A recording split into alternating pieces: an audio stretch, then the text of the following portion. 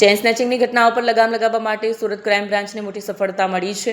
સુરત અને અમદાવાદ શહેરમાં આતંક મચાવનાર અને 19થી વધુ ગંભીર ગુનાઓમાં સંડોવાયેલા એક રીઢા ગુનેગારને ક્રાઇમ બ્રાન્ચે બાતમીના આધારે દબોચી લીધો છે। ઝડપાયેલા આરોપી મહાવીરસિંહ નટુભાઈ ચૌહાણ આણંદનો વતની છે। પોલીસ પૂછપરછમાં બહાર આવ્યું છે કે આરોપી તેના મિત્ર અશોક ઉર્ફે નિકુંજ ઉર્ફે નિકલો બેલદાર સાથે મળીને વર્ષોથી ગુજરાતના વિવિધ શહેરોમાં ચેઇન સ્નેચિંગની ગુના આચરતા હતા।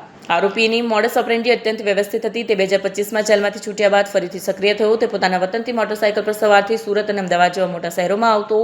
મોર્નિંગ વોક પર નીકળતા પુરુષો અને મહિલાઓને ટાર્ગેટ કરીને ચાલુ વાહને સોનાની ચેઇન આંચકીને ફરાર થઈ જતા હતા। આરોપીની ધરપકડ કરી 8 ગુનાઓનો ભેદ ઉકેલાયો છે, જેમાં અડાજણ પોલીસ સ્ટેશનના 2 ગુનાઓ અને અમદાવાદના રામોલ, કૃષ્ણનગર, ઓઢવ, નરોડા, શાહીબાગ અને રાણીપ પોલીસ સ્ટેશનમાં નોંધાયેલા ચેઇન સ્નેચિંગના ગુના છે।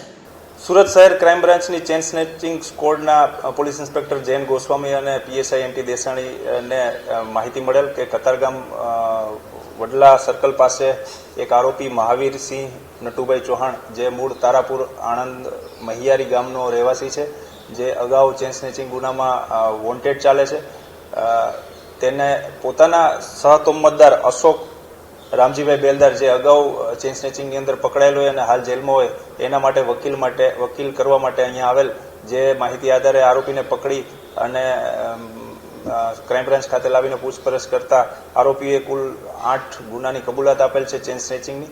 આરોપી રાહદારી જતા માણસો, વાહન ઉપર જતા માણસો અને મોર્નિંગ વોકમાં નીકળેલ વ્યક્તિઓને ટાર્ગેટ કરી અને ચેઇન સ્નેચિંગ કરવાની ટેવવાળા છે અને આરોપીએ 2 અડાજણની ચેઇન સ્નેચિંગ ડિટેક્ટ થયેલ છે અને 6 અમદાવાદ શહેરની, એમાં રામોલ, કૃષ્ણનગર, ઓઢવ, નરોડા, શાહીબાગ અને રાણીપની 6 ચેઇન સ્નેચિંગ કુલ ડિટેક્ટ થઈ છે। આરોપી અગાઉ પણ 19 ગુનાની અંદર પકડાઈ ગયેલ છે, ગુનાહિત ઇતિહાસ ધરાવે છે અને તે મારામારી, ચેઇન સ્નેચિંગ, ચોરી અને લૂંટ જેવા ગુનાનો રીઢો ગુનેગાર છે।